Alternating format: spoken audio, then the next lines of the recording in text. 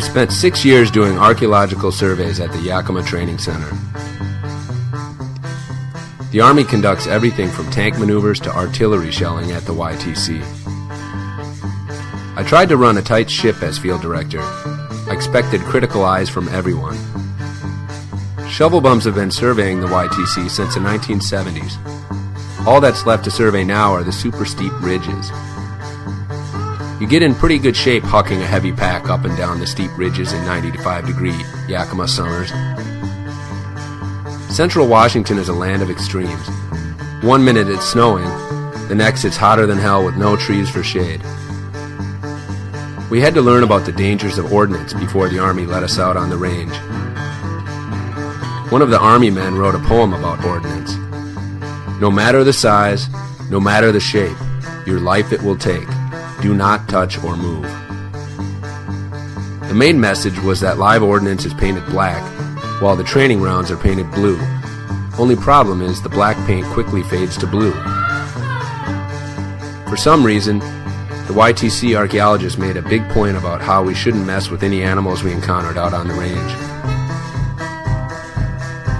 As field director, I had to check in with range control each morning. Sometimes I checked in at range control in person. It was a pretty mellow scene there, especially on the weekends. The YTC has some of the worst roads anywhere. Packed into our field rigs like sardines made the long drives feel even longer.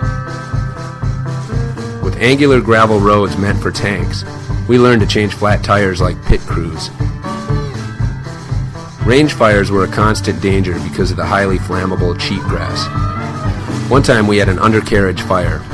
Pretty scary. Usually the YTC dirt roads made for smooth sailing, but they became slicker than snot when it rained. When we were in a hurry, there was nothing worse than getting stuck behind a tank caravan. One morning we were stopped by a squad of suspicious Canadian soldiers who were engaged in war games. It took quite a while to convince them that we were shovel bums and not enemy spies. Another time we were escorted off base by the military police thanks to a communication snafu. The Iraq War made scheduling of our surveys a nightmare. Recently, the Army started closing off roads in environmentally sensitive areas. We had to hike in pretty far to get to some of our survey areas. Access to areas near the central impact zone was especially restricted. They called this area the safety danger zone. It was pretty nerve-wracking to survey near active training maneuvers. For all the hassles, it was hard not to be affected by the harsh beauty of the sagebrush steppe. The ginkgo petrified forest at the YTC provided the Indians with a wealth of toolstone. We had close encounters with several animals at the YTC, including elk, deer, badgers, horny toads, rattlesnakes, and jackrabbits.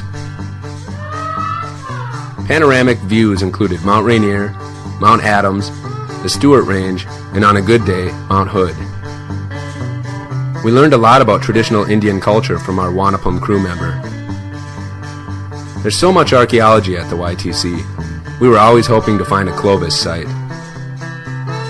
We found hundreds of petrified wood quarry sites.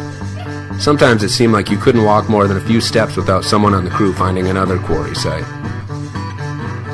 Most of the village sites are located down on the Columbia River below Sentinel Gap.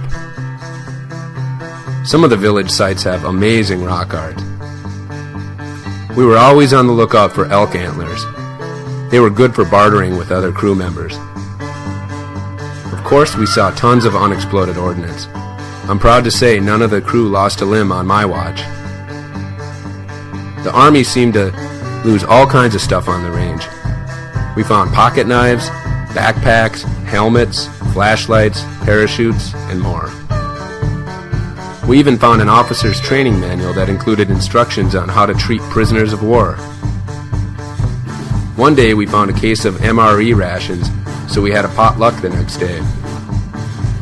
Even if some of the MREs taste terrible, the futuristic cooking technology is off the hook. You can cook them with your own urine. We ended many long days at one of the great Mexican restaurants in Yakima. Burt Grant's Brew Pub was the place to be on Tightwad Tuesdays. Bowling played a major role in our field lives. One year, we staged elaborate trophy ceremonies after each bowling match. The bowling scores from several YTC field seasons are still curated by Duck. I worked with so many great people at the YTC. There are still lots of YTC stories left to tell, so stay tuned.